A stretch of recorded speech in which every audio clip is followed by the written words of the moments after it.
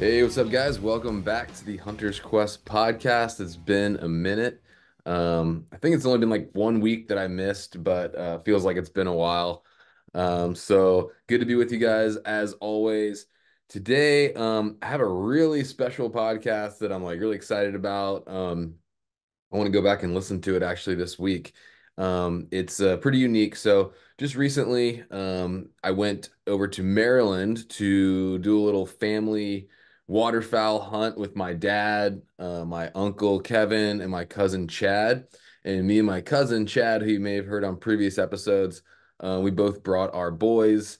So it was really cool to have the whole family together. And as I mentioned in the episode, there's a picture right over here in my office of myself, my dad, um, my cousin Chad, and his dad, Uncle Kevin, and our Kevin's granddad, which is also kind of like my granddad, technically a great uncle. But and we're like myself and Chad are about the age of our boys now in that picture, and our dads are about the age that we are now. So it's really cool to have that kind of full circle thing. So I thought it'd be a great opportunity for a podcast, and we talk about kind of our dads and their hunting history and how and why they got us into hunting, and then kind of bring it full circle to I get Chad's take on our elk hunt we did together this year. And it's also really cool because Chad, like you'll hear in the episode, he's been with me on like a lot of really big hunting and like life milestones. Like my first ever experience deer hunting, like we were on a public land bow hunt in the LBL in Kentucky. He was with me on my first like camping hunt here on public land in Virginia.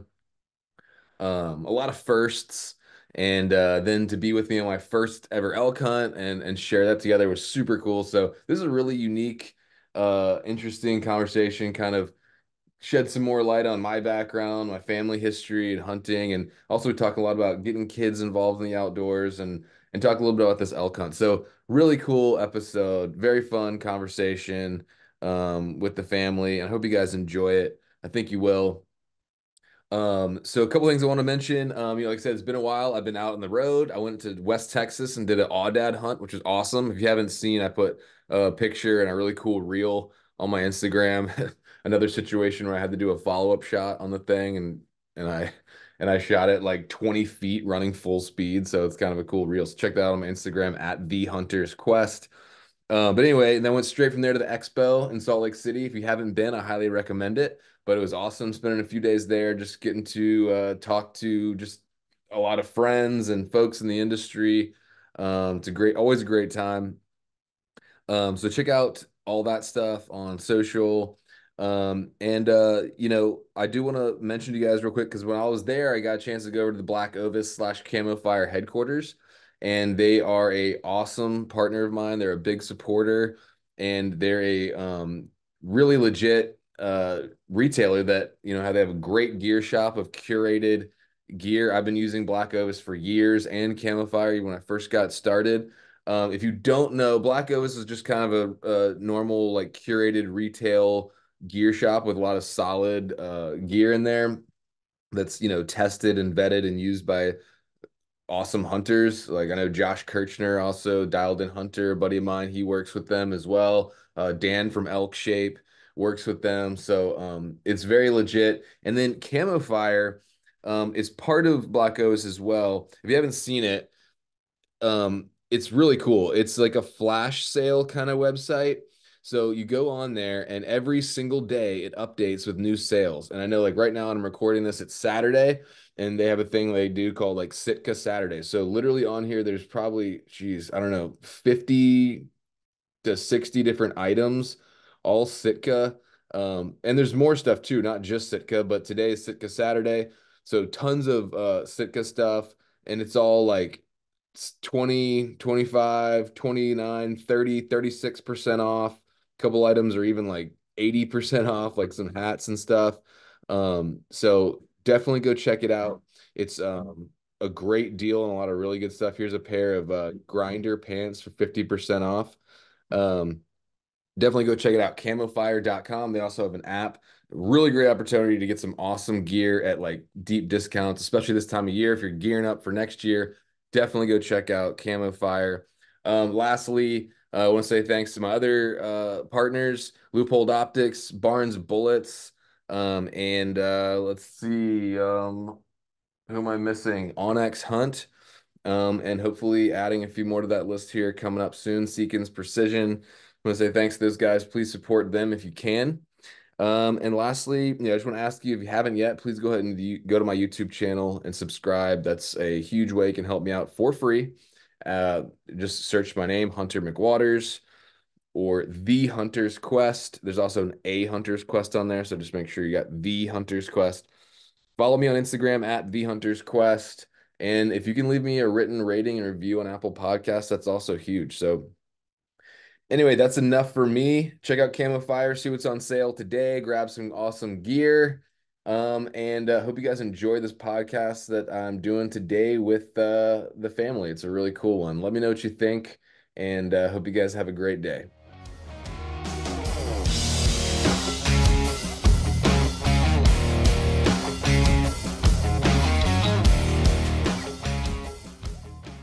All right, guys, welcome to the Hunter's Quest podcast. This is your host, Hunter McWaters, and I'm joined by my family today. It's pretty cool. Got my Uncle Kevin here, technically my cousin, but basically an uncle. My dad, Jeff, and cousin Chad. You guys know cousin Chad. Many a stories. Yeah. Many a stories by now. Chad was on the elk hunt. I just got back off in New Mexico with me, and he's been there with me on tons of big milestones, I guess, hunting wise and just life. And so I thought it'd be fun to do a podcast because we're up here taking our boys hunting with our dads. We're at my dad's place. I'll have him tell you about it a little bit. But I have a picture in the studio at home. It's Uncle Jim, you guys, and us. We are very close to the age of our boys now. And you guys are, this was 25 years ago, approximately. So I think you guys are close to our age now in that picture. Yeah. And we don't get together a whole lot, but when we do, we have a good time. And so I just thought it'd be cool to have a conversation. Yeah, great idea. So tell us a little bit about where we're at, Dad. We're on the eastern shore of Maryland by helicopter, 36 miles from the White House, but we couldn't be any farther away from Washington, D.C. and the beautiful eastern shore. We are on a branch of the Top Tank River and about 3 miles from Tillman Island. Okay. So this area is famous, if you guys don't know, famous for waterfowl. And so you guys grew up. Tell us a little bit about how you guys grew up hunting and stuff. Okay, we were born and raised in Kentucky, Paducah, Kentucky, western tip of the state. And we were really blessed to have two major lakes there. We have the Tennessee River and the Cumberland River, which they developed in Kentucky Lake and Barkley Lake. So about 25 miles from our house, we had that beautiful land between the lakes there for camping, hunting. The LBL. The LBL, that's right. And then the two lakes for fishing. And my father was... That's the other guy in the picture, Uncle Jim, who was also like a second grandfather to me. You guys all and him played a huge part in me getting into what I'm doing now. So anyway, sorry. Yeah, he just was very instrumental on born and raised in Madisonville, Louisiana. So Cajun, yeah. So he had a lot of that, I guess, exploring and outdoorsmanship in him. Also a World War II vet from the Pacific, which is, he was a character. And he passed that along. Matter of fact, as we grew up and got old enough to hunt and fish and trail with him through some of that, he would take us. And that's where I think our love, a majority of it, and I know mine did, came from the experiences that my dad actually, I experienced through him. Yeah. And of course, Jeff has been like a brother to me all of my life. And he came along with me. Of course, they'd say, we're going camping this weekend or we're going to go hunting or whatever. And I'd say, can Jeff go with me? And my dad, of course, would say yes, or Mom. And we'd grab my Jeff and we would all head out. And he was a big part of our family growing up, too. And so we got to experience a lot of that as children growing up. Tell the story when you first met him, Dad, and they had cousin Jimmy treed.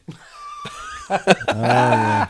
You know how cousins are and brothers are, and we had Kevin had an older brother, Jimmy, what, 4, maybe 3 years older, and we were just boys. There was no internet, there were no computers, there were no phones, no distractions. We were fighting, wrestling, throwing, breaking, Almost killing each other. shooting, stabbing, BB guns, knives.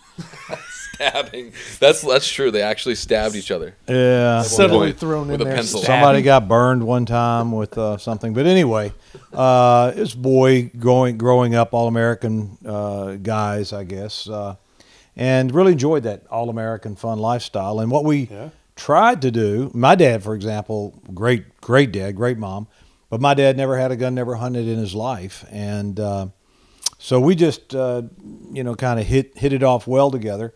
I think what we tried to do is best we could, busy with business and things like that, get these two characters involved. Ages being very close. How close you guys in age? 3 years, right? 3 or 4? Yeah. And they've had many of the same experiences as Kevin and I have had. His name is Kevin. We all call him Chad. So we're going to call you Chad here, I guess, today. And Chad and Hunter have had a lot of the same experiences in some of the same places we've had. Yeah. Right? Yeah, so that hunt that we were on, that trip, that camping trip I was talking to earlier with the picture, that was the first time I ever deer hunted, and we were bow hunting. So I remember it was like super cool. You took me to the, what's that sporting goods store out there? Do you remember which one it was? In the Virginia Beach Dunn's? area? No, in Paducah. Yeah, I think it was Dunn's. Dunn's, yeah. Okay, you took me to Dunn's, got me set up with a Browning compound bow, got that thing sighted in, and then we went to the LBL, and we were bow hunting, and that was the first time I deer hunted and the first time I public land hunted. And we camped too, right? Yeah, Up at camped. Cravens Bay. Yeah. Yeah, Cravens Bay. What a beautiful place, land between lakes. Yeah. So anyway, I just thought it was kind of cool. And then me and Chad, so then I guess there's probably been other things we've done together, but then when I kind of got into Western hunting, I put together a trip and we all went out, and that was the first time I'd kind of led a Western hunting trip, and it was just an antelope hunt, awesome hunt in Wyoming. And we went out, and me and Chad both got antelope, and then he came with us on this elk hunt. So it's kind of just full circle. Yeah. My dad was big into archery. That was another thing Talk about kind that. of got us started. And Early days of archery, too. Yeah, he was instrumental in getting the first bow hunting club called Chief Paducah Archery Club there in Paducah, Kentucky. And back then they had not flooded the Cumberland River part of the land between the lakes yet. And so it was just wild open bottoms. Kentucky there off the Woodlands. It was Cumberland. called. Kentucky Woodlands. Kentucky Woodlands. And my dad was fortunate enough to go up there with a lemon wood bow and take a albino fallow deer. Yes. They had stocked fallow deer in that area at that time. And I hate to tell the say story all the time. Good. it kind of ruined him.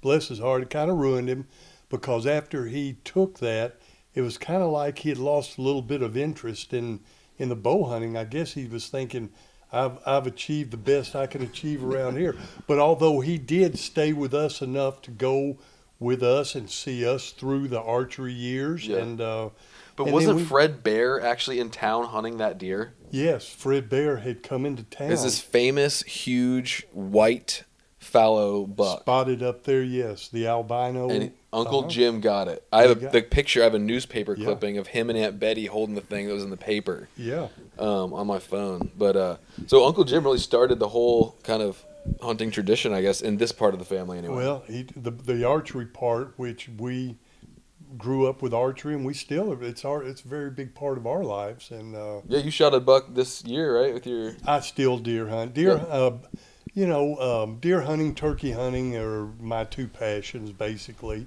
I love to waterfowl hunt, and I come up here, and Jeff and I, as teenagers, probably, I'll go back to say in our high school days, we've talked about this before. Yeah. We were probably two of hundreds that actually hunted and fished and utilized the outdoors.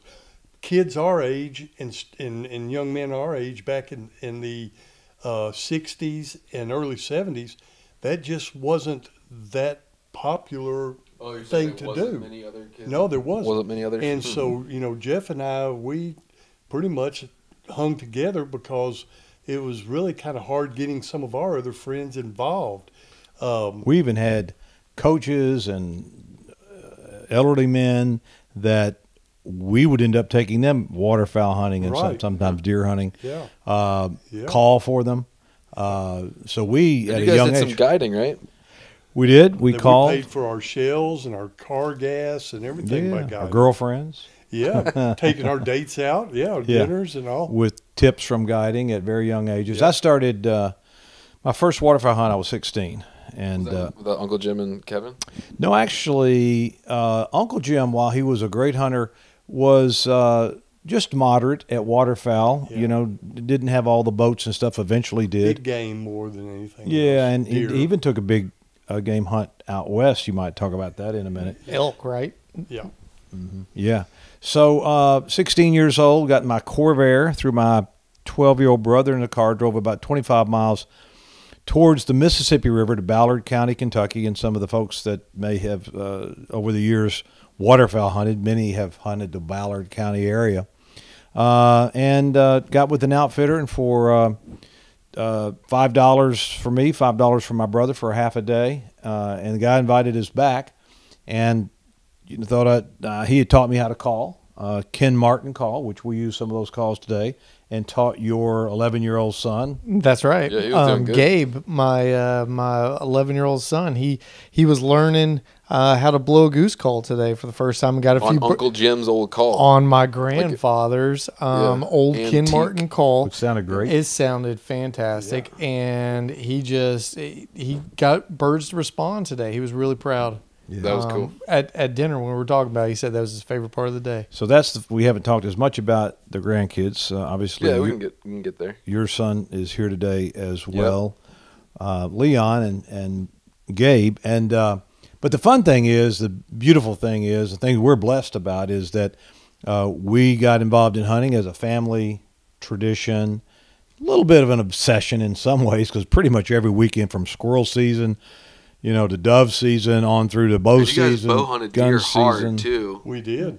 but never any success. I mean, it was like tough back then. Wasn't Limited it? Like, success. The bows had no sights. The arrows were No. Port Arthur cedar arrows that were twisted. Cedar arrows that Broadheads the were flight of crazy. the arrow back Probably the then first would- tree stands anybody ever had. About Right. killed us. Those Baker, they were called Baker. Baker They tree were stands, pretty but we about dangerous. Or died. the arrow, the Zwicky, were those the the arrow tips, the Yeah. broadheads? Bear. I think we were The thing using about bear. it back then too was we didn't have turkey in our region. the populations are probably way lower, weren't they? Missouri, we worked out a trade through the Fish and Game with Missouri and finally got turkey brought in. The deer population up at the lake, they were trying to get that established, but back 30 years ago or even longer, 40 years ago, the populations aren't like they are now. They were Yes. starting to nurture them at that point in time and build them up. So we would spend many a day out in the woods that would wind up just, brokenhearted and Yeah. nothing but stories to tell about chipmunks and squirrels. Deer and, used to be a lot more rare than thing. they are now. But we loved it. That never stopped us. I mean, we had a passion for the out of doors. And Yep. when we got old enough to break away from our parents and go on our own, well, as a matter of fact, I'm going to tell this on Jeff. He wasn't even old enough to drive yet, but we got his Corvair and got up to the lake. I think he was 15 years old, and we camped out in the dead of winter in a tent Right after Christmas. with about 4 inches of snow and bow hunted. And he had his car up there, one of his parents' cars at the time, to get us back and forth to our deer hunting spot. But that's how much of a passion we had Yeah. for it. Weren't you responsible for buying the boots for that trip? I think Oh, boy. boy. you got you a good pair. What did he get you? Yeah, Northern boots happened. They were on sale, so he I got me a called- brand new I- pair of great I see Northern a theme boots. running with boots. I called. Uh-oh. I called Yeah. Chandeliers and boots. Don't trust the chandeliers and Maybe boots. he got the boot wits and I didn't. Yeah, I called Because him up Chad's and I just said- blew up a pair of boots in New Mexico a couple weeks Yeah. ago. I said, they've Months. got these Northerners on sale. I already had a pair. I said, do you want me to grab you a pair for this coming hunt? He said, yes, grab them. So I did. And like I said, really good price on them. And So we get up to the lake, and it was a land between the lakes, and it was 4 inches of snow Howling on the ground, wind. cold, cold. And we come back from making our first morning hunt, and we get ready to get in the tent, and Jeff said, "My feet are killing me. They're froze off. My feet are froze." I said, "Well, man, mine are warm." I said, "These Northerner boots," I said, I don't know what's going on. So we kick our boots off to go inside, and I take mine off, and mine stand up high and firm, and he kicks his off. His just flop over. Galoshes. Come to find No out, insulation. I didn't. Yeah, that's right. I got him not insulated. Oh my gosh. In his feet. But anyway, that's just kind of some of the stuff that we went through, and But you we know, laugh about it till this day. A lot of fun we had too, even though we couldn't do a lot of big game hunting, is outdoor life, field and stream, and what was the third one? Sports afield. Sports afield. We read those books cover to cover. We would set up an old Coleman lantern, throw a rope up in the tree, pull the Coleman lantern up, sit out there on the picnic table, hunting or whatever, and just read those stories and those great magazines cover to cover, and constantly talking about, and hey, it went on to bass fishing too. We met Bill Dance back in the day, and bass fishing was a very big thing in Kentucky and Barkley Lake. Yeah, so the outdoors has always been just everything we could try to do or figure out. If we were big enough to do, we tried to do it. Something that I always find amazing is that, so obviously, dad, deer, western big game, deer, western big game. You gravitated more towards waterfowl, and you gravitated more towards the deer hunting, and I gravitate more towards waterfowl. I really, and so I just find it interesting that we've all been imprinted with different stages and the impacts and memories. And one of my fondest memories in hunts is I was middle school or early high school in Walden's Lodge in Ballard County. Whenever we all came into town, it was a goose hunt. And the funny thing is we barely even saw a goose. But that hunt was one of my most memorable and imprinted on me because it was all of us together, I guess. For like a week. And just the good times and the memories. And I don't think we... Remember I dropped my gun in the blind when Dad dropped an F-bomb? We were in a cement pit? No, it was a septic tank. Septic tanks, yeah. And I dropped my brand new Benelli Super Black Eagle, which is the same gun I shot today, by the way, that I got in high school. Dropped it in there, loaded, of course, and accidentally, of course. Yeah, but of course. But that was fun. Learning process. Yeah. Learning process. Yeah. And then you sky busted that one goose, and before the guy told you to shoot. Snurd, Snurd kept talking and jawing, and the whole time, great guy. That's our guy. He was cooking in the blind for us and everything. George Foreman Grill. Yeah, the only time he shut up and got real quiet was whenever he was angry after I jumped up and tried sky busting that one, and he didn't give me the go ahead on the call. So he got real quiet after that. He did not like that. That was funny. But see, I think that's just another thing that we're bringing out here is that we always don't have to be successful. Yeah.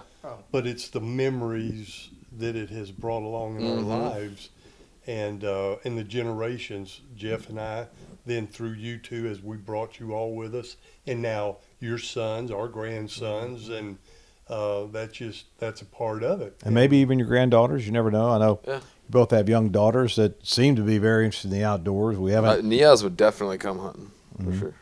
Yeah. Yeah, that'd be cool. So we're talking now 4 generations of hunters, although your dad's father hunted, I think, and trapped in Louisiana. That was a lifestyle. Yeah. It could be 5 generations, who knows after that. I know our grandfather had a side-by-side shotgun and bird hunted a lot, lived on a farm. Yeah. We had a couple grandfathers like that. So anyway, it's still a very wonderful generational sport, and it's still very doable in America and reasonably affordable. So most of the hunts, Hunter, you've been able to go on or public land, yourself hunts and public land. And so if anybody's watching this that's doesn't have a huge history of hunting, you can create it. Yeah. You can create it pretty easy with some work. I'm not going to say hunting's easy, but with some work you can create. But you can get out there and you can learn and try and figure it out. You know, That's right. You might not get one the first hunt, but keep trying. You know, I've got a lot more stories that ended in no success and not having harvested any animals than I do that where we did harvest something. Or when the trip goes horribly wrong and then somehow you pull it out. Our Mountain Virginia trip. Yeah, go back and listen to one of the first episodes, me and Chad. So that's another thing, like that we talked about in the elk hunt this year was that. So you were there for that one. That was my first ever hunt, and then you were there for my first ever Western hunt. But before that Western hunt that we did together, I got a wild hare and wanted to go off into the mountains of Virginia and on public land and try to shoot a deer and just kind of camp and everything. We were just truck camping and stuff, but that was my first little foray into public land, big game, and I got hairy there for a second. Yeah, reflecting on that one, I'll take my lumps for blowing out my boots on the last trip because I can honestly say I might have blown out my boots on trip, but I've never put a bullet into the transmission of my truck. Yeah, there's still a hole in the bell housing of my Tacoma from a 30-30 round. Gun getting dropped in the lawn. There's so many full circle moments here too. Track record. Okay, boots, yeah. Track record with firearms. But hey, also that gun that I shot a hole through my truck with was Uncle Jim's old 30-30. This is true. And for the record, I hadn't shot that thing much, and I thought that in my mind, for some reason, after every time I ejected a round, I needed to let the hammer down, physically pull the trigger, which is stupid, I know. But so that I was going to unload the gun, and I was every time letting the hammer down before, and I just was going too fast, and it just popped. Well, So that was, and we laugh about it now. But in the moment, that was terrible. I was moment. on like negative in the scale of happiness. But at the same time, your gun was pointed at least not in a particularly totally safe place, but away from people. Yeah, not at a human. Absolutely. But anyway, the truck worked, and we ended up. I actually shot a deer the next day. It was. So we went out of there, our heads held high. Yeah. So Yeah. And I tell you what we used to do. We were talking about loving this and it becoming a part of your lifestyle of life. We would head out. We couldn't wait after the holidays for springtime. And we would head up there and build fires, take our sleeping bags and a pillow and just throw it out on the ground and just spend the night up there and camp out. Hope And it wouldn't rain. We didn't have weather radar and on the our open watches. stars, just to get out, the freedom of being out in the out of doors and in the nature. And we did that numerous times. Just go up there and, just in the winter during deer season too, with snow and ice. Yeah. Get so close to the campfire that we'd end up in the morning waking up with big burn holes in our Where the sleeping bag. ash from the fire would come down and burn around our head. It'd almost be like an imprint of where our head was, where those amazing ashes we're here. would go all around us. But I know. it, Okay, this just came to me. This might be kind of going in a deeper direction, but thinking back on that first that camping trip we did when we were kids, if you go back now and tell yourself something at that age when we were our boys' age, what would you tell yourself? about that particular trip. Just like life. Go ahead if you want, or I can. Go ahead. Okay.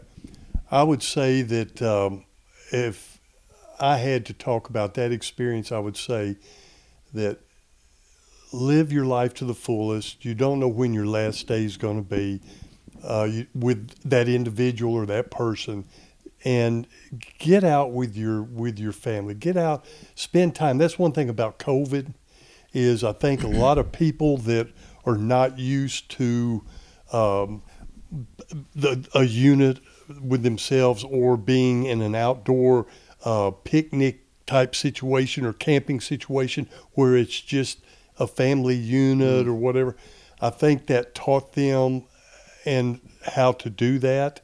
I look back on us back in the time, and we were doing stuff like that. You know, we were sharing family adventures together and things of that nature. So yeah, I would build off of that one as well, Hunter.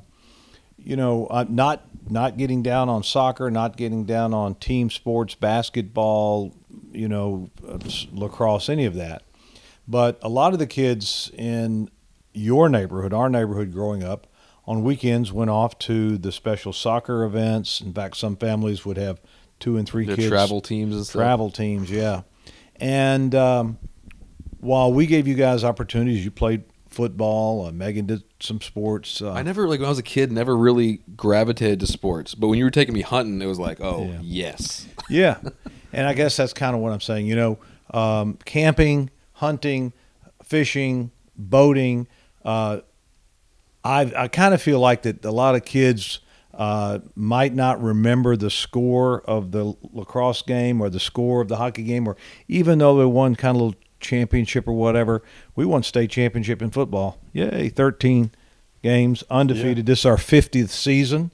Yeah. 50 years ago we had that season. Yeah. And while we can remember some about that, our memories of being in the outdoors are far greater than some of those team sports because it's more family, I guess. So, again, I'm not saying you shouldn't play sports. I'm not trying to say that. Yeah, because we did. It's a combination of – and then figure out which ones your kids like the best, because when their soul gravitates towards an activity for recreation or for, hopefully in Hunter's case, for a job, a lifestyle, that's something you should help nurture. And so that's what we try to do. Did you see in me, like when I was young, that like I was really into? Oh yeah, much more than sports. Yeah, I think also you just love being out. I think wasn't that the trip you all ate a snake?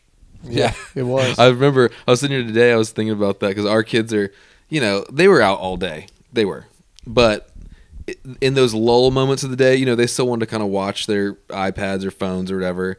And I was like, I remember I was thinking about that trip. I was like, I was literally outside flipping a rock right now, killing a snake and grilling it and eating it. And I was scheming. I was figuring out how to get you to eat persimmons. You guys did. They talked me into eating a green persimmons. My mouth was like numb.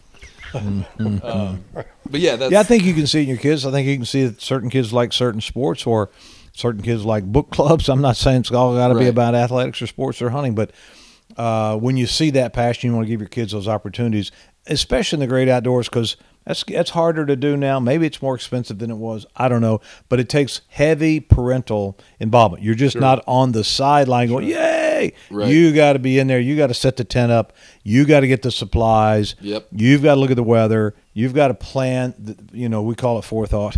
You got to plan the trip and then bring the whole family into it. And, like, you're not hunting at that point. You're, like, making sure your kid's, good and trying to give them a good experience. So, I mean, it's a sacrifice. So, like, thank you guys for getting us into it. And that's cool. It's interesting seeing it now, from the other end, But the out-of-door part, we experienced not just the hunting and fishing, but our actual first experience of camping and in the freedom as young men of being out in nature, young boys, figuring things out for ourselves, scheduling our time around camp and everything. I think we were like 12 years old, 13. Yeah.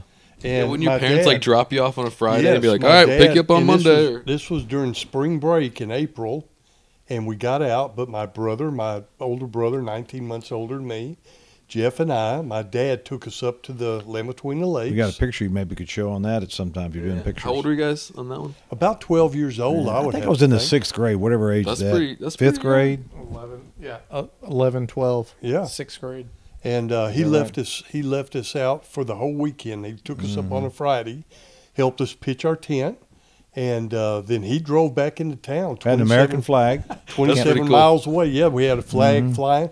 And we had our grocery list. Our food supplies. Well, we had a full about $7 worth of groceries for the weekend we had bought, including big cans of Spam. That's right. We were the first I think, to try that. Yeah. And Well, we ate about a couple of cans of Spam. We're like, oh, this isn't so good. Yeah. We met the Hoopaw family right down the hill. a young family there. They showed us how to grill it. Well, grill it? We never thought about that. Oh, that would make it way Yeah. better. Yeah. Oh, it was really good, actual grill. Yeah, but point being is, I think it got in our blood from that point on because of the freedom. And young men at 11, 12, 13 are starting to grow and wanting to expand out. And I think that right there just showed us that, we were capable of taking care of ourselves and didn't have anybody there to tell us what time to go to bed, what time to get up, what to do, what not to do. Yeah. And it just got in our blood, Hunter. Yeah. We just, from that point on, we were hooked. Going back to the sports thing too, I mean, especially I played football and lacrosse, and I knew this when I was a kid. You can't ever really play unless you go play pro or something. You can't play real football. You know what I mean? I'm sure you could probably find some club or something, but you know what I mean?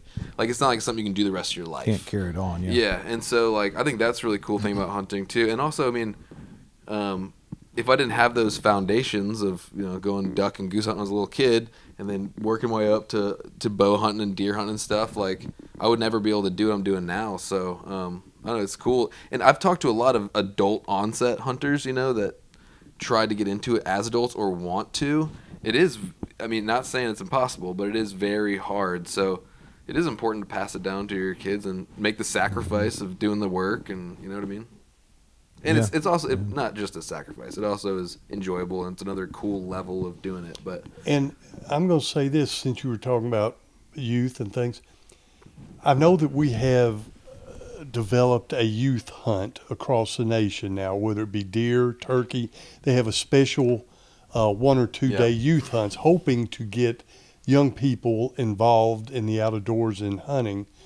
And I'm going to have to take it to another level or next step and say, that's fine, but don't just worry about taking your child that 1 day or 2 days and then leaving them back at the house and and these people hitting the trail by themselves. Get your children involved with you like my dad did us. We hopefully did you all, and you all are doing your. Get them involved and keep them involved. Yeah. Not just for 1 day or 2 days, but for the whole season. Yeah. As much as they can. I think I remember one time Dad going on a hunting trip and be like, "Oh, it was an overnight." I think it was meeting up with you in McFall, maybe in Texas or something, but deer hunting. Mm-hmm. And that was the one time when he was like, "No, this is just kind of a guy's trip. Can't go this time." Maybe 1 or 2 other, but almost every single time we went hunting, you were taking me. So.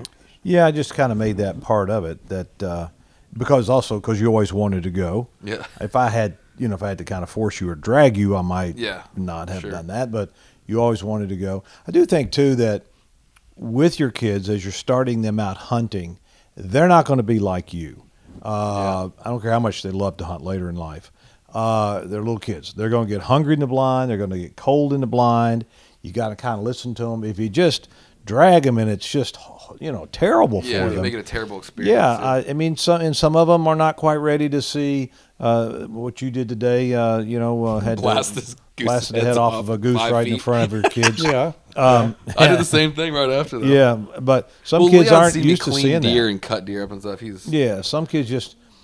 So you got to kind of think through that a little bit about it. I remember the first time you were with me, took my daughter Megan, Hunter's sister, fishing, and the brim ate the hook, and we had to kind of pull the hook out. That was it. She said, "I'm done." Dropped the fishing pole, walked away, never again. Touched it again. Some people just aren't cut out for that, or you got to kind of bring them along slowly, thoughtfully. Yeah, that's right. I'm trying to figure out how to do it with Leon too. But go ahead. It's like today. So the boys, we were out there at 6 a.m. Mm-hmm. They were troopers this morning. They made it. Yeah, they were good. Whenever the morning hunt was over, we had a good morning hunt. Came back, lunch. Boys were around here. Everybody rested up. When we went back out this evening, they were a little worn down. They were getting over it. So for the last probably hour when it probably should have been prime waterfowl time. The boys, they were just they were stir crazy at that point in Yeah, we time. were So just there was a lot of messing around. basically wrestling, joking around, and giving one We another a always hard wrestle time. a And, lot. Oh, dude, And- we and- would get in huge fights in the blind. Oh, out in the sand on the sandbar, rolling around. It just, but that's right. Yeah. It's it's finding time for them. They're not at the same level we are at this point Yeah, in time. they get colder faster, probably, That's or right. whatever it is. But Yeah. Yeah, that's right. Yeah, I remember having you special putting food for 'em. huge socks on me in the duck blind and like feeding me coffee when I was probably way too young for coffee to keep me warm. Yeah. Yeah. Yeah, the first goose hunts I took you on, it was so super cold, and I didn't probably prepare exactly right. I think I had some candy bars. So he's whipping down like about 3 Snicker bars, a couple of Hershey's, and I look over and his eyes are glazed over. And he's so over sugared, so I thought Freezing cold. he might go into a coma. So I decided I better get him to run around the blind. And I think he ran out and got the goose. And the goose actually started attacking him. Huge Greater Canadian. Huge. Where's Well, that you're goose kind of now? melding a couple different stories, but all those things did happen. Oh, that wasn't the same hunt? I don't think so. The ones where I got attacked was the first time I shot a goose. Okay. And So it was wounded. early I went one, out there to get it, and like And you still have that goose. It chased me. You still have that goose Yeah. mounted, right? that was, Yeah. that was a huge goose. 20, I bet it's 20 pounds? It was like the size of me, practically. That's the one you had over your bed in your bedroom for years. That think was so. a big. That's a big Yeah. goose. So yeah, that's funny. So many memories coming up. Yeah, and I mean, the Kevin and I have talked about this. I mean, you just can't be safe enough. These boys here, they get so tired of me talking about safety, but it's probably because there's probably about 5 or 6 hunts I probably shouldn't have made it back on, including the time I came in the middle, pretty much the middle of the night, pulled you and a buddy. Yeah. Out Stranded. We were in a flood. Water, yeah. The car drowned out in backwater Yeah, in the bottoms. Huge And, we were backwater. stranded there, sure. yeah, man, it was coming up fast. And you and Dad pulled Lord in, blessed us. We got out, but found me. Mm-hmm. yeah, you got to kind of watch It's all getting part of the kids in- adventure too, though. Yeah, right? that's That's what- Me and Hunter got stuck on a marsh island on a The first time you ever took your boat. the first time I took the boat out because the people at the marina decided, oh no, it makes sense. Install a new Mud Buddy motor on this and gas it up for them, level it out, test drive it. Just don't put any oil in it. So Yeah. we're out there, brand new, first run, gassed up and everything, and then halfway across the island, the motor just shuts shout down. out to Todd Barnes if you're listening for rescuing us that day. And so, anyways, luckily, Hunter We've all knew had some mishaps. Hunter knew a guy, and we were stranded out there. I don't know what we would have done. Oh, yeah. Had your buddy not motorboat us out some oil, and it put it in there, and it worked. Yeah. Well, you just can't be careful enough, but at the same time, you still got to get out and enjoy things. And I think you can take calculated risk and be Yeah. safe. And the weather's so much easier to know about these days. And I don't recommend getting kids out in little 14-foot John boats on their first hunt, which your dad Yeah. did us with about this much water, getting ready, this much of the boat showing out of the water with ice and Yeah. But it's the other hobby too where, like you said, maybe the pinnacle of, if you're into soccer, unless you're like the 1% of the 1% if you go pro or something, the pinnacle is like college ball or something, right? With hunting, like if you continue it and continue to grow in it, you can go on some real like awesome adventures. And you can be an old guy like him, really an old man, and That's still right. be hunting. And yeah. but a mind full of memories and beautiful scenery.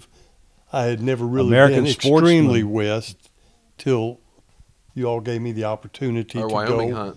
to Wyoming, and it's just something that I'll never forget. It was some of the prettiest countryside I'd ever seen in my life. The experience of the people, the culture, the food, the terrain, the wildlife, and that's what people need to experience. They need to get out of their comfort zone, Yeah. get out of their neighborhoods, or get out of the little farm field that's beside them, and go about an extra 100, 200, 300 miles down the road. Yeah. Plan a trip Yep. somewhere like you took us on public land, Mm-hmm. and you and Chad both wound up taking your antelope, first antelope, and I got to witness that. And when we got out there, to be honest with you, your dad and I, we went out before you all, and we kind of charted. We knew the area and the zone that Scouted we the had. unit out a little bit. And so we mapped it out before we got out there. When we got out there, we started looking around. We knew it was going to be tough. Oh, yeah. And I just didn't, to be honest, I didn't think it was going to happen. You didn't have faith I mean, in us. because now we could see antelope. Why? Because but you it weren't was, seeing many of them? Or? well, we did, but it They're was on far like away? private. It was on like Okay. private lands and places that we knew not in our zone, in our area. And I just didn't have a lot of confidence. I thought, man, it's just going to be tough. It's not easy. It was a 1-point unit, but like you said, we did it all ourselves. We got our point. We went out there, signed up. You And- did well. You did well. Yeah. You got out there and, Persistence. Yeah, y'all. I will have to say it's a young man's sport, in the sense that don't wait till you're 68 years old to try to get out there and run the mountains. I'm telling your TV viewers now, go while they're young and experience it while they can. Yep. But we, just seeing you all, we would scope, spot, and then when you all would locate something, it might be a mile away, and you all would just throw those backpacks on, grab your rifles, and take off. We went up that big hill. You And- can watch this hunt, by the way. The video quality ain't great because I had to throw the camera to Cuz over here. He doesn't know what a blown out. No, but anyway, the video's on YouTube and it's pretty cool. And we did some podcasts about it too, I think. Yeah, but to see and experience you all doing that, Yeah. it was just really cool, and I just think people need to experience that more. And if they haven't done something like that, they need to do it. Very well said. Thank you. And that brings me to, so he was impressed that we did that, went after that antelope. Think what if he'd seen what we just did in New Mexico. He wouldn't have believed it. Yeah. I So mean, now I want to shift a little bit because I want to get Yeah. your thoughts on this New Mexico hunt, because so coming full circle from all this, me shooting holes in my car and dropping guns, and now coming to, not saying I'm some expert hunter, but pulling off a elk hunt, DIY. We did it ourselves, and I want to get your whole take on the whole thing.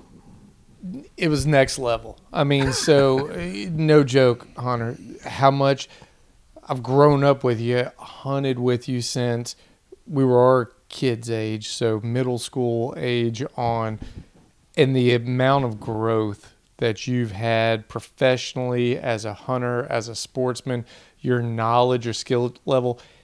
Hard work. I'm just blown away by it, because I mean you've far surpassed me, because you really It's not have. about surpassing. Well, I'm older. I mean, so I always kind of had that. Hey, it's my little cuz, but whenever we went out in the western part of Virginia, I was the one. Hey, no, look, you want to look down in the ridges. You don't, because you got the call of the wild. You struck off up there, and you just wanted to go charge and take that mountain. And so I had a little bit of experience on you. Yeah. Man, in New Mexico, it was clear where the experience was. It was with you, and what you go accomplish on these hunts, and the physical strain and what you put on your body. It's Dad's right. It's not a young man's game. It takes a lot of work to stay in shape and condition. And it went from flying in from Virginia Beach, 0 level. We're at sea level. And you're not out of shape or anything, but you don't train for hiking and absolutely rucking not. And so flew in. And just a little bit of context too. So when I found out I drew this hunt, I was just coming off a really tough bear hunt, and I'd been putting too much pressure on myself. I didn't have any fun, and it's just and I was thinking about this hunt, and I was sitting out in Idaho after the hunt, thinking about it, just kind of going over my head. And I was like, should I get this some kind of industry friend who's really good elk hunter, or I was even thinking about trying to get someone to maybe a paid guide, just things that were bouncing around my head. And I was like, you know what, screw it, I'm gonna invite Chad and have fun, and just do it. And I was like, so it worked out. And we did, and I mean it was fun. So take me again through it.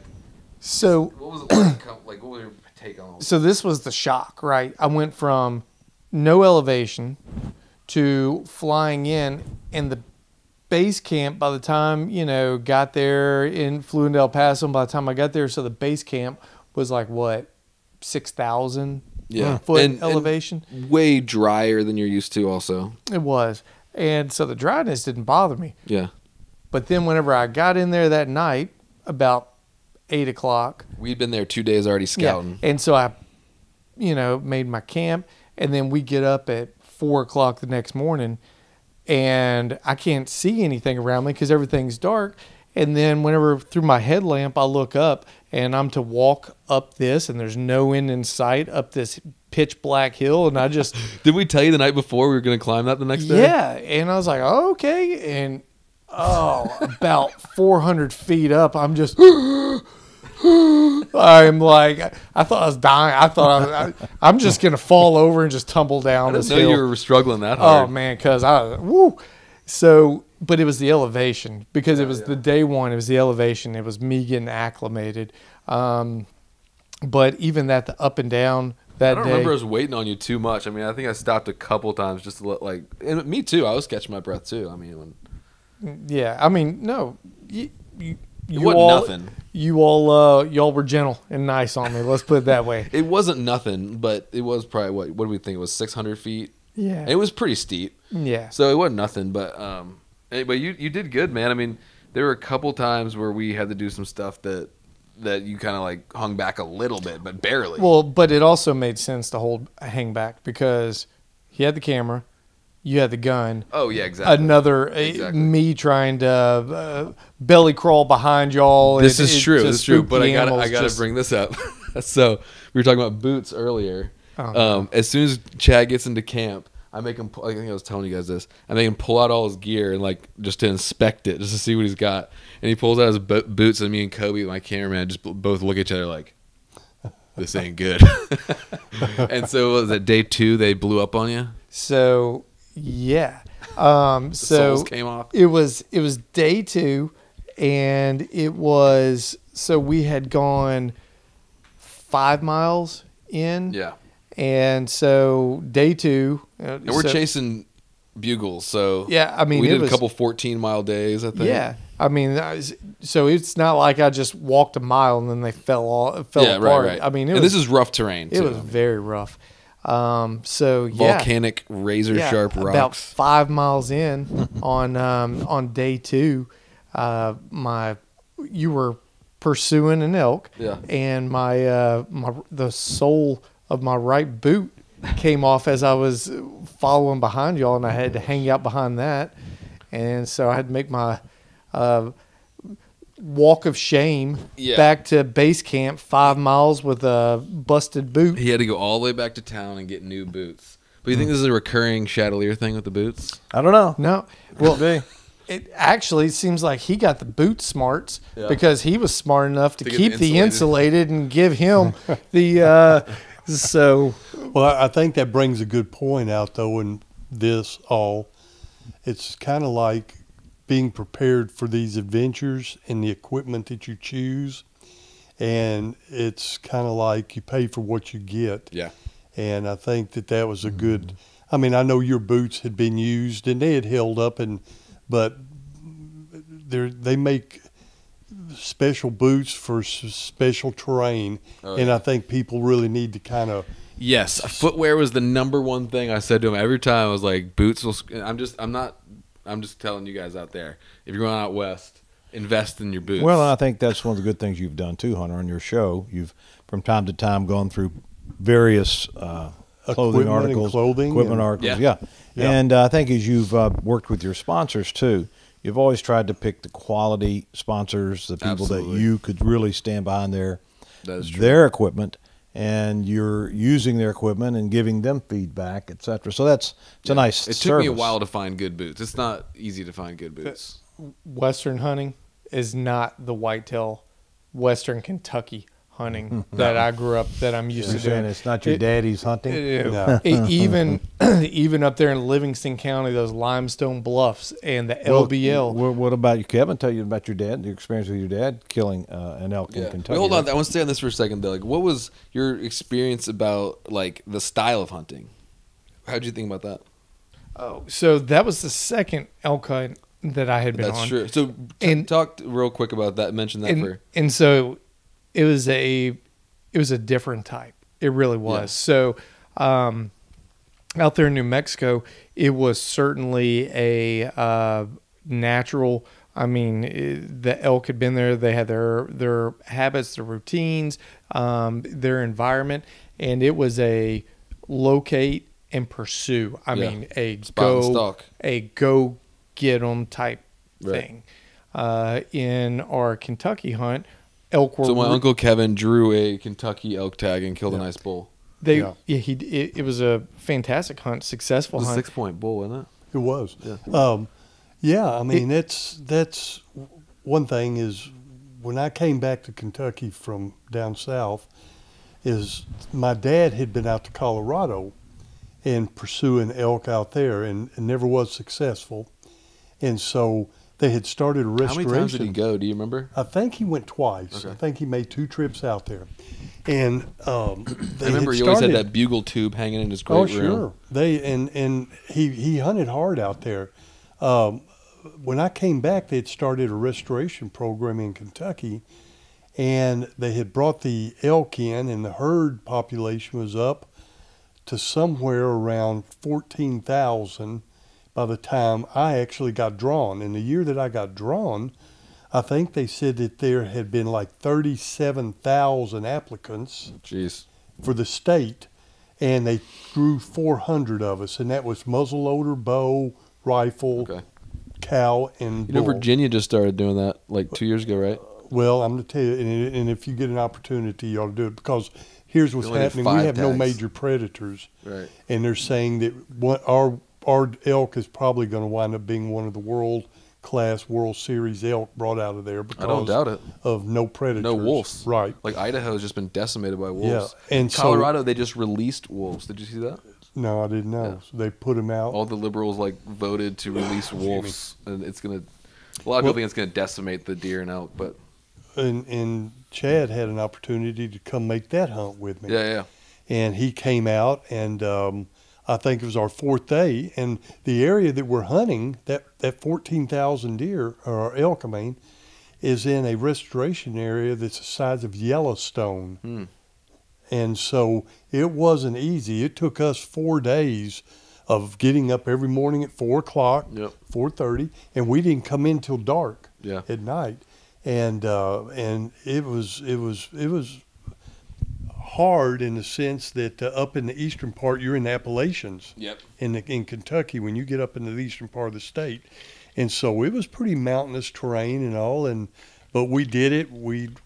I took a 6x6 and got it mounted, got it on the wall, and that was the extent then of basically my elk hunting. So we were going dark to dark too. It was a different dark to dark, and what I mean by that is yes, we hunted hard, but Ural's was hey, there's an elk 2 miles over. We're going to go over these 2 ridges and we're going to go pursue. Yeah. It was not that way in our Kentucky hunt. It wasn't. It was certainly a vast, big area. Right. But it was a lot more time hiking on this one. Yes. Yep. In the New Mexico, in the Kentucky, we were certainly out there. The guides would get us to different locations, and they would cow call. And one thing that I wasn't familiar with, and I'd researched quite a bit because I never really elk hunt, was that it was like turkey hunting, that the bull elk actually will leave his herd. He'll come out and round the cow up and take her back. So they actually will pull the bull into you. See, that's what I was going to say is the Kentucky, that's exactly what I recall is. And we had success. Set up, and then once you're in their area, they would come we were to not doing you. any calling. Mm-mm. We were, because where we were, there was just bulls literally everywhere with harems of cows. So we would just get up to a high point, see them, and then just try to figure out how to get in position. Yeah. And sometimes we'd see them 2 ranges over and hike over to them, and then that wouldn't work out. And then from there, we'd see some 2 more ranges over, and we'd go over to that. And that's just how you do it. And then by the end of the day, though, you got to walk whatever it is, 7-8 miles back to camp. Yeah. Physical fitness, though, you Yeah. guys, as you said, Chad's in great shape, although Chad also has a very stressful job in a major city as a overall budget director for a city. So, he's like a lot of you out there watching. He has a day job and then 2 kids. And but you toughed it out. You made it work.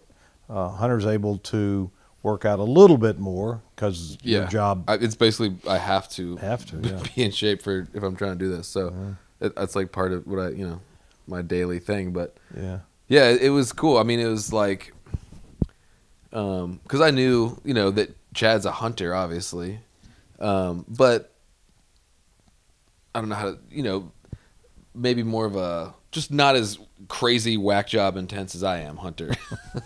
So like normal hunter. So I knew it'd be like, kind of a adventure. And there was one time where kind of like today, we sent our boys off to walk a little bit by themselves. We sent him back to camp after his boots blew up. And I was looking at it after he left, I was like, dang, for me and Kobe that do this all the time, just a 2-mile jaunt or whatever, 2-3 mile back jaunt back to camp, is nothing, but he's never done it alone. I sent him off with Onyx, breadcrumb trail to follow, but still, I mean, in the heat of the day in the desert alone, busted boot and not really doing that much. That was probably kind of a little bit nerve-wracking. It could have been spooky, yes. Yeah. I mean, you were fine. Oh yeah. But it could have been, Yeah, I knew I was going to be fine going back. I mean, but it was a stretch out of your comfort zone a little bit, is all I'm trying to say. Day 2, I was not near as confident and knowledgeable of the. But you did it. Of the land. All I knew is, the day before we were on that ridge line over there hunting, and I knew I was over on the other side, so I knew somewhat the general direction. Yeah. So, but then we finally got it done. Mm-hmm. Yeah, that was a great. It's only a 5 video. Yeah, it's only a 5-day season, so I mean it's stress. It's kind of stress, pressure to get it done quick, but it was cool. That's short.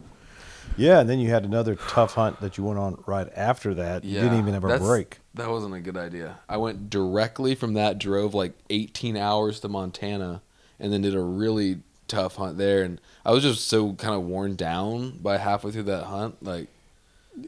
Your body, man. Yeah. I mean, it's just it's such a drain on you, like to do it that much. I mean, it's good memories, and I think you described it best. There's 2 types of fun, right? Yeah. And I stole this from somebody, but yeah. Okay, but anyways, the way you described it to me was perfect on that hunt because this is type 1 and type 2. Type 2, yeah. And that is certainly that where, sometimes you're just in it and it's like, oh, I was tired. Oh, in the moment, sometimes it's terrible. Yeah. But you look back on the whole experience and it's like, that was an awesome experience. Wouldn't trade it for anything, right? Because the sucky parts also add into why it was a good experience.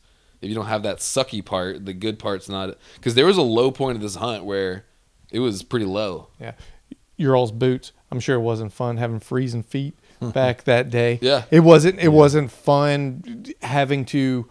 Oh, it was like one of the lowest moments for me. I did not want to leave the field all because of a stupid boot that day. Yeah, you were mad. You had to I leave. was so mad. But I had to, and I did it. And, we were even like, dude, you have to take care of those boots now or it's going to be even worse. Oh, like, I'd have been. Go. Oh, he called me, and I thought, what's Chad calling me for? He's supposed to be with you up in the mountains. And he was on his way into El Paso to the boot store. Get a new pair of boots. To get a new pair of boots. He said, Dad, my boots blew out on me. And I said, Something you got to think about, and especially on the podcast or the people watching this, all this hunting doesn't have to be, this kind of the hardest, most ridiculous hunts in the world. And so kind of, again, in terms of appealing to a large cross-section of people, just the opposite of that. My cousin comes up from Kentucky. We're here in Maryland this week. And, I think he's been, didn't he say he had a slight fever or something like that? He had 97. Little bit of a cold here. Yeah. So we window hunted. So your people here are going to probably think they sit in their crazy. warm, nice man cave and look out the window watching the geese. We might be in the dining room looking out the window. We may have to walk into this room and look out the window, these beautiful windows here. But, especially waterfowl hunting. All week we've watched thousands and thousands of birds. We watched great migrations. We had one of the biggest Canadian goose migrations today that I've probably seen. We haven't had a chance to talk about that. But there was probably 20, 30 lines. I call them lines. I don't know what anybody else calls them. Just those wavy lines, very high geese. Lots of ducks. And just 10 days ago, got good weather up north, pushing the birds down. But, a fun thing about, hunting as a young man or woman, when you're out fighting these elements, it's a sport that just sticks with you forever, and you can kind of hang around a cool hunting lodge or a cool house or a well-done blind. We had a nice blind. We don't have heat in it, but we could easily do that. And you still get out and sit in tree stands. We ground blinds mainly, right? I do. Yeah. I do. Tents. Yeah, I don't climb in trees like I did when I was your old age, but I set up my ground blinds and I still get out and I pursue I haven't deer. sat in a tree stand in 2 years. Okay. Isn't that weird? I would like you to get back in a tree stand because I still owe you one. From the time I was hugging on the tree, gumming down the tree, he reaches up. There's a rope or something hanging off and pulls it down and dislocates the tree stand. Now I'm hanging on the tree, and all I can do is slide down the tree. Oh, my God. Because I can't recover my tree stand, and my shirt's now pulled up, and so the tree bark is going down my stomach, and I'm screaming the entire time. He's laying on the ground rolling and laughing. But I haven't heard that one. Yeah, oh yeah. It's amazing we're here. I know. Yeah. Just the camaraderie and the fellowship, and It I is. think that's what it's all been about. That's what it's all been about. Yep. That's why I wanted to have Chad on that hunt. That's not some big elk hunter guy or something. Yeah, that's like this week us hunting from the outside rooms or whatever here at the house. We've killed our share of ducks and geese, and not that we mind shooting anymore, but it's nothing that we have to do to feel successful or to be completed or whatever. This is kind of interesting on that point.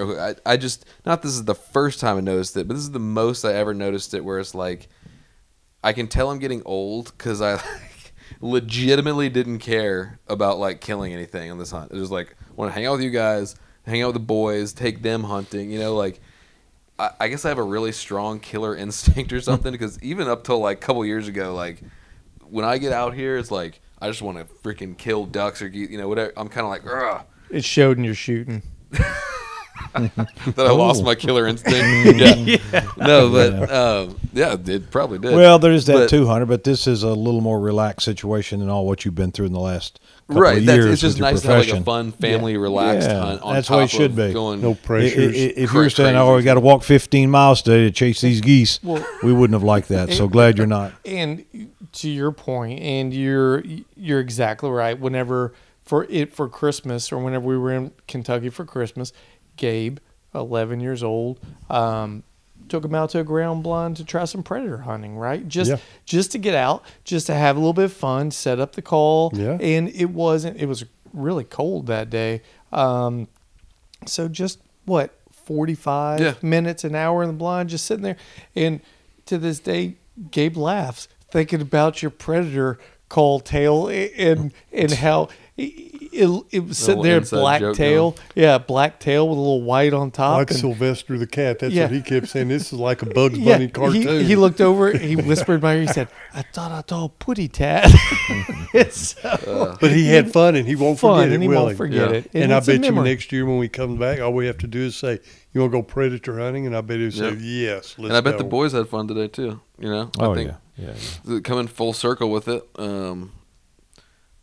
What's it like seeing, I guess, now after bringing your sons into it, now seeing your grandkids out there? Well, while he's thinking about that today, when we were watching as these guys were heading out at daylight, and it's pretty foggy this morning, so these guys kind of headed out, the two of them, because we've been having some ducks, mostly mallards, but today was a couple of wood ducks, kind of working early, right at shooting hours, the property, and so they went out to do that, but they took the boys, and they told the boys, you guys go this way, down around the field, around some crops, come back up around the blind, and they went to some of the water features out in front of the blind.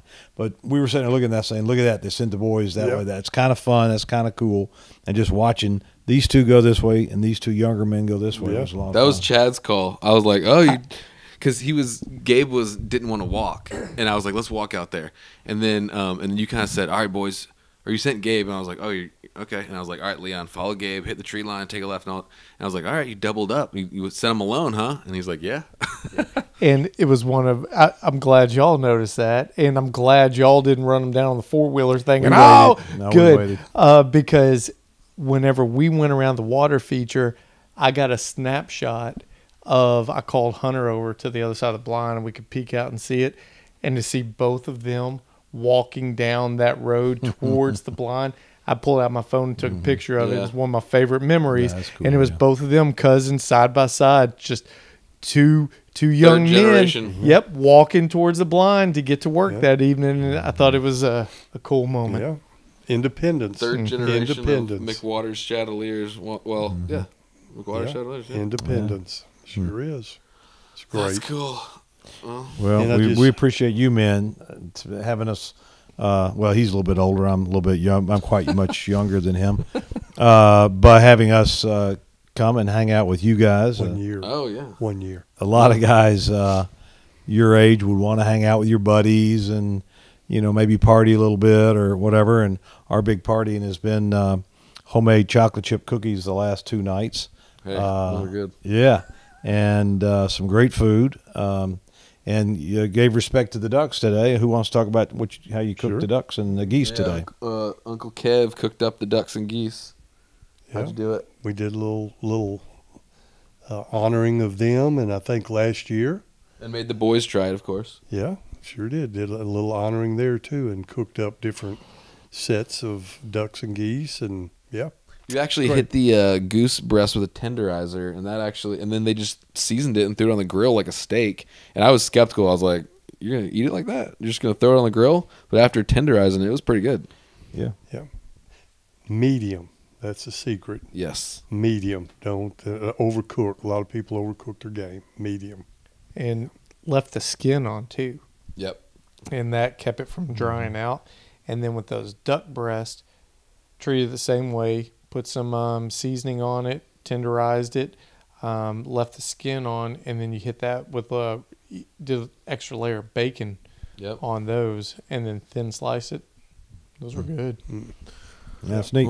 We'll have to keep the tradition alive, do some more trips, and keep it going. Any other final thoughts, though? Anything? I think we were talking last night about maybe a trip coming up, and we kind of bounced around. It's to be continued, but we talked about maybe doing a little fishing up north, maybe for a summer trip, or going back and maybe doing a little big game hunting somewhere. Maybe you came up with a good idea, antelope hunting out of archery a tent antelope. blind. Get in on a water hole and do archery antelope. Yeah, water hole antelope. Because that's how a lot of people hunt archery antelope is they'll set water in a blind. So I know a guy actually that Trey. I'm gonna hit you up. Yeah, that's to be continued. Yeah. Good Lord willing. Because you didn't get your antelope. He had a tag, but we were able to fill 2 out of 3 tags. Oh, he got close though. That's a story for another day. He maybe. did get close. That's a whole nother adventure. It's a little he hard. almost Don't got one of ever the leave does your that was with vehicle my. without your rifle. It's a little hard to shoot an antelope without a gun. That's right. But So he wasn't one of the does that was with my buck. Came to the road. yeah, Two of came them. around. Yep, and he and was you out of the truck. and y'all with had his gun. warned me. Yeah. Y'all had sent word down to us. Watch out for those does. They're wanting to circle around and come back on this buck. And anyway, We'll get you a buck next time. there we go. All right. Anything else, guys? That was a good one. Well, thanks for having us. Yeah, that was fun. We'll have to do another family one sometime. That was cool. Yep. All right. Thanks for listening, guys. See you on the next one. Bye bye.